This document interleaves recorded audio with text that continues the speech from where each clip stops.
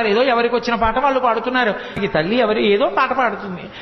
ఎంతమంది గోపకాంతలు వచ్చి పాట పాడిన నిద్రపోడే. అందున ఉయ్యాల ఊపి పడుకోబెట్టేటప్పుడు పిల్లాడు పడుకోవట్లేదంటే పిల్లాడు కనపడుతూ ఉండగా కాకుండా ఇలా ఉయ్యాల దగ్గరికి చేసి పట్టుకుని ఇలా ఇలా ఇలా ఇలా ఇలా అని పాట పాడి పడుకుని ఉంటాడు. అందుకని పాపం ఎంతో ఇదిగా ఇలా విప్పి చూస్తే గుడ్లు రెండు ఇలా పెట్టుకుని చూస్తున్నాడు.